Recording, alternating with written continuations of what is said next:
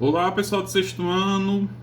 Estamos aqui retomando a nossa aula, as nossas aulas de geografia após o documentáriozinho semana passada que vocês viram, tá? Fizeram a atividadezinha lá, a pesquisa. E hoje a gente vai retomar nossas aulas com o mesmo conteúdo, tá? Como eu falei no videozinho de semana passada. Tô com o livrozinho de vocês aberto aqui na minha frente, pra gente mais auxiliar. Tá? A gente vai ver hoje o capítulo 9, a atmosfera e o clima. Tá? Como eu já tinha falado no videozinho semana passada, a gente viu a parte sólida da Terra, que foi a litosfera. Vimos a parte líquida, que foi a parte das águas, que é a hidrosfera. Hidro vem de água. E dessa vez a gente vai ver a parte gasosa da Terra, tá? Que é a atmosfera, tá? Que vai falar dos gases. A gente está aqui no livro, na página 212, tá? Que tem o seguinte, que tem o seguinte enunciado: a camada que envolve a Terra. Então, a gente já sabe que a atmosfera é a parte gasosa da Terra. Tem aí a definição no livro de vocês, ó. A atmosfera é o envoltório gasoso do nosso planeta, composta principalmente de nitrogênio, 78%, do oxigênio e do argênio, além de outros gases, tá? Como vai ter a tabela. Então essa camada tem esses três principais gases, principalmente o nitrogênio e o oxigênio, que faz com que a gente respire, tá? Você já deve ter visto os astronautas lá no espaço, não tem esse oxigênio, por isso que eles têm que estar com aquelas roupas especiais com oxigênio, tá? Para respirar, tá? Então aí no livrozinho de vocês tem a tabela dos principais gases, que eu não vou explicar de um por um, porque senão a gente nem sai daqui hoje, mas tem os principais gases, tá? Os gases que formam a atmosfera. Mas vamos ver aqui o que é que vai falar sobre o hidrogênio ou oxigênio. O oxigênio é o gás mais importante para a manutenção da vida na Terra. Esse elemento participa de maneira relevante no ciclo da vida. Por quê? Porque é o que a gente respira, que é o oxigênio, esse ar que a gente respira. A gente viu muitas vezes aí nessa pandemia o pessoal precisando de oxigênio. Por que que precisa de oxigênio, professor? Porque o pulmão ele não consegue, que as pessoas que esteve doentes com a Covid, não consegue puxar o oxigênio. Então tem aquelas máquinas, são os respiradores que levam o oxigênio até o pulmão, tá? Então, é isso aí que a gente vai ver. Agora vamos ver quais são as camadas da Terra. Ou as camadas da atmosfera, da Terra não, da atmosfera, que foi o assunto da pesquisazinha de vocês, tá? Vamos ver quais as camadas. Primeiro, a atmosfera é composta por 5 camadas. Quais? Primeiro, a troposfera, que é a camada mais próxima da Terra, onde vivemos e respiramos, que é a parte mais próxima do solo, a parte mais próxima da litosfera, tá? É nela que ocorrem os chamados fenômenos meteorológicos, como relâmpagos e tempestades. É essa que a gente está atualmente, tá? A mais próxima da Terra. Tem aí no livrozinho de vocês, mais embaixo, tem um desenho que eu vou explicar para vocês o que cada camada funciona. Onde cada parte, por exemplo, a troposfera, a estratosfera, a mesosfera, onde a gente pode encontrar, tá? Depois da troposfera vem a estratosfera, que é a camada posterior acima da troposfera, tá? Nela localiza-se a camada de ozônio, responsável por proteger o planeta dos raios ultravioletas advindos do Sol, que vem do Sol. Então, a estratosfera fica mais um pouco acima, é onde está a camada de ozônio, né? A camada de ozônio, o círculo, que quando os raios solares vêm, passa por ela e diminui a potência dos raios que vêm do Sol. Outra parte é a mesosfera, situada acima da estratosfera, é a camada bastante fria, cuja temperatura reduz à medida que a altitude aumenta. Então, como é que funciona? A gente sabe que quanto mais alto, mais frio. Por quê? Por causa da distância do nível do mar. E essa parte é bastante fria. Tá? Depois da mesosfera vem a termosfera, situada após a mesosfera. É a camada mais extensa. Tá? E é bastante e tem bastante rarefeito. E as temperaturas são mais elevadas do que a atmosfera. Aí já é mais quente, porque por causa da proximidade do Sol. Tá? E sendo condutora de eletricidade.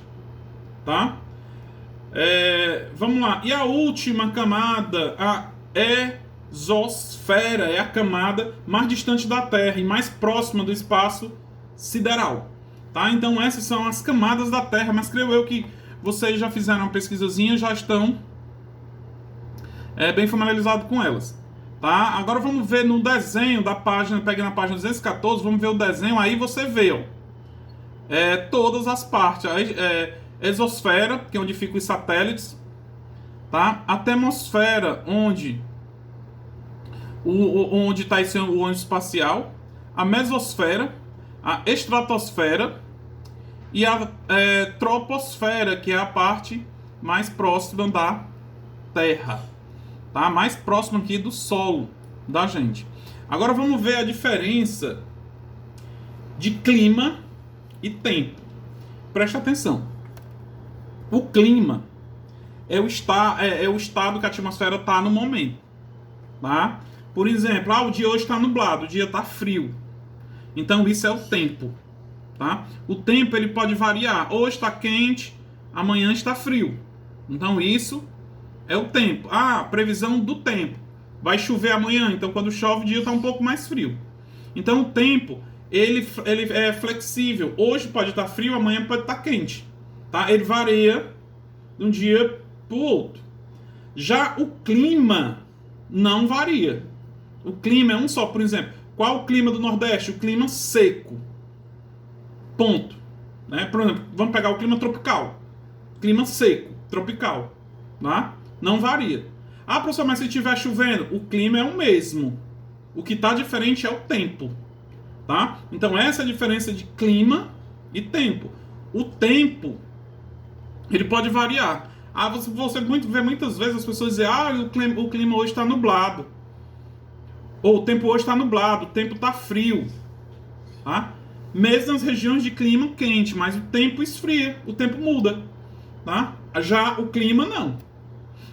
Se um clima for tropical, úmido, pode nevar, que é impossível nevar.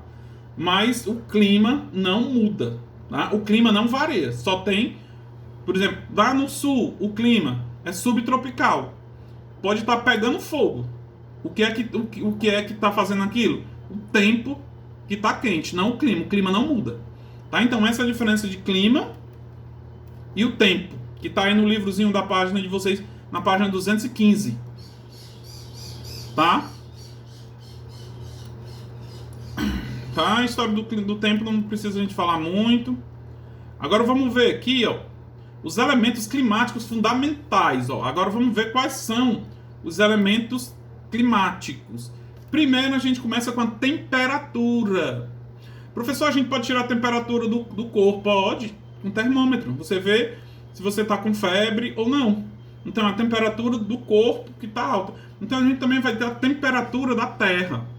Tá? Quanto está medindo? Geralmente aqui na nossa região a gente chega a 32 graus, 29 graus. Tá? Então a temperatura é o que mede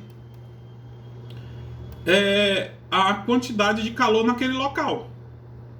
Tá? A temperatura média do nosso planeta é de 14 graus Celsius.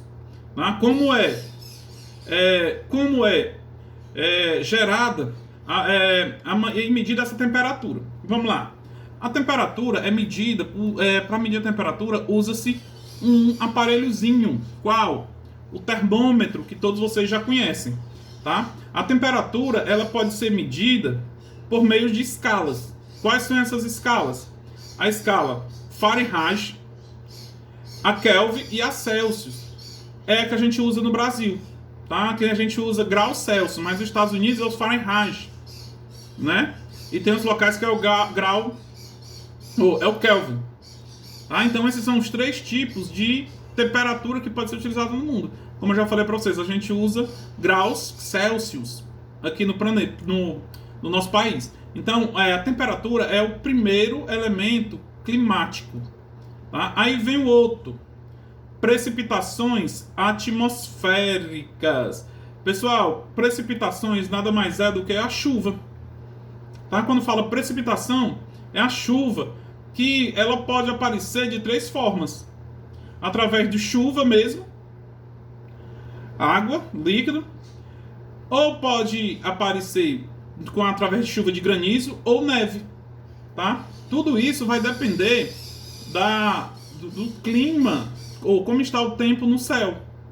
Por exemplo, chove, as nuvens aqui, aí nessa parte onde está minha mão aqui, o clima está frio. Então quando a água passa por esse local frio, ela congela. Aí ela pode ser ou aparecer através de chuva de granizo ou cair em forma de neve, como vai dizendo aí, ó. No livro de vocês, estou na página 127. Professor, por que o senhor já está explicando o que tem que ter no livro? Tem que ler o livro. Porque, pessoal, a gente tem que usar o nosso livro. Tá? Porque eu poderia muito bem estar explicando vocês aqui com o notebook fechado, sem estar vendo livro nenhum. Mas se vocês pagam pelo livro, a gente tem que usar o livro. Por isso que, de vez em quando, eu estou explicando e depois vou ler. Diferentemente do que eu acabei de explicar, clima e tempo, tá? Que eu não li nada, mas a gente tem que ler no livro, porque vocês têm ele, temos que trabalhar com o livro. Tá? Vamos ver o que diz aqui, ó. A radiação solar esquenta a superfície terrestre e as massas líquidas do planeta provocam a evaporação. Isso aqui é o que a gente viu na aula passada, que é o ciclo das águas. Isso aqui está só explicando as chuvas. Ela esquenta, por exemplo, uma lagoa, a água evapora, vai para as nuvens e quando ela está muito cheia, chove e tem um círculo, como a gente já viu na última aula, né? Tá? Então, esses são outros elementos. Aí tem aqui, ó, como as chuvas.